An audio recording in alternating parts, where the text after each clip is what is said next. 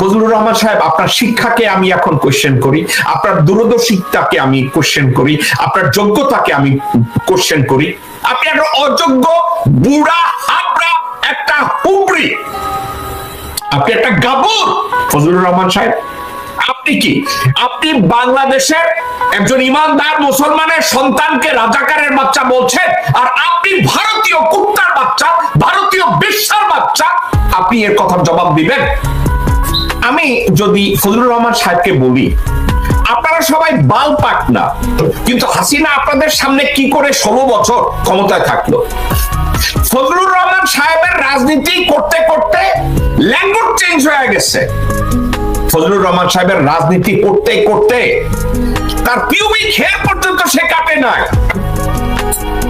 হাসিনা পিছনে কি আপনি ফিসফিস করে পরামর্শ দিচ্ছেন, যার জন্য হাসিনা 16 বছর ক্ষমতায় ছিল?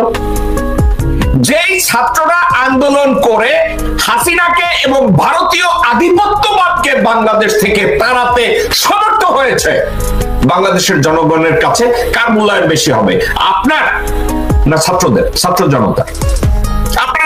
আপনি বলবেন একেবারে আপনার ছেলের মতো বয়স, ওকে, ছেলের মতো বয়স, সো হোয়াট? রাজনৈতিক ভাবে আপনারা সামাজিক পতিতার মতো রোল প্লে করেছেন গত 53 বছরে।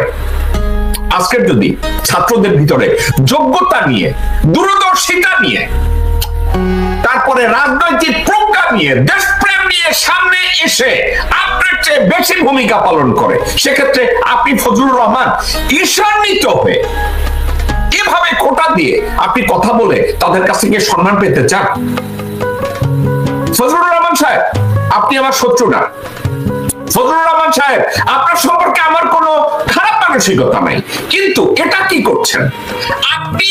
ফজলুর রহমান যদি দেখেন আপনার একটা সন্তান দেশপ্রেম দিয়ে, উদারতা দিয়ে, শিক্ষা দিয়ে, দূরদর্শিতা দিয়ে, ব্যক্তিগত ব্যবস্থাপনা দিয়ে, নীতিবোধ দিয়ে আপনার মতো বেশি কন্ট্রিবিউট করছে, সেক্ষেত্রে ছেলের নেতৃত্ব মেনে নিতে অসুবিধা কি? আপনি ওখানে বসে এমন একটা ভাব করেন যে আপনি বাংলাদেশের রাজনৈতিক সক্রেটিস নাকি অ্যারিস্টটল, যা আপনার চেয়ে ভালো কেউ জানে না। এসব আকলামি কোথায় পাইছেন আপনি? কয়েকদিন আগে শামসুজ্জামান দুদুর কষ্ট হয়েছে, আজহারির ওখানে, মিজানুর রহমান আজহারির ওখানে মাহফিলে এত লোকজন কেন যায়? তো এখন আমরা সবাই শামসুজ্জামান দুদুর সমালোচনা করেছি, এখন ফজলুর রহমানও মিজানুর রহমান আজহারের দিকে তাকাইছে। সমস্যাটা কোন জায়গায়? এক জায়গায়, ওর ওখানে সারা রাত্র বসে লোকজন ইসলামের কথা শুনে, রাজনীতির কথা শুনে, আলাপ আলোচনা শুনে বায়াত নেয়। আমি ফজলুর রহমান মিটিং দিলে 5 জন আসে না, সারা রাত বসা তো দূরে থাক, আমার বক্তব্য শোনার জন্য আধা ঘন্টাও থাকে না। এবং আরো একটা কথা, বাংলাদেশের রাজনীতিতে এটা কেমন সংলাপ যে এখন আপনারা রাজনীতিতে যখন আপনারা দেউলিয়া, সেক্ষেত্রে ইসলাম নিয়ে কেউ যদি ওয়াজ মাহফিল করে, সেক্ষেত্রে যদি ইসলাম কোরআন শিক্ষা দেয়, তাফসীর মাহফিল করে, এখানে আপনার অসুবিধা কি ফজলুর রহমান সাহেব? আপনি কি বাংলাদেশে ইসলাম সম্পর্কে কোনোদিন 10টা মানুষকে বসিয়ে আপনি কারোর কাছে কথা শুনিয়েছেন? শুনেন নাই। আপনার কথা কেউ শুনেছে?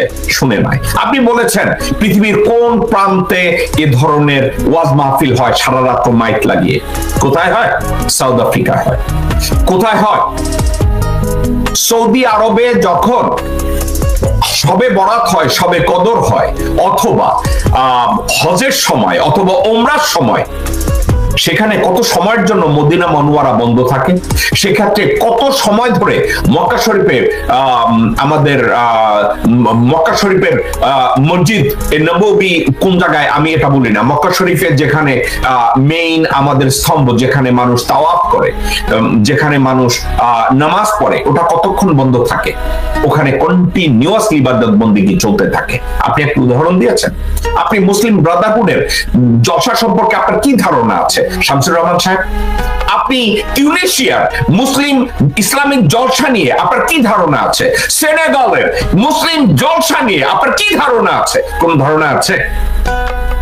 আপনার আজকে পিক করতে হলো মিজানুর রহমান আজহারের ওখানে কে বাধা দিছে আর কে বাধা দেয় নাই। একটা কারণে বাধা দেয়, আপনার মতো হারামজাদারা ইসলাম থেকে মুসলমানদেরকে দূরে সরাতে চান। আপনার মতো বদমাইশরা আধুনিকতার নাম দিয়ে মুসলমানদেরকে একটা খারাপ নাম দিতে চান, কবিতা লিখতে চান, গদ্য লিখতে চান, আপনার মতো হারামজাদারা।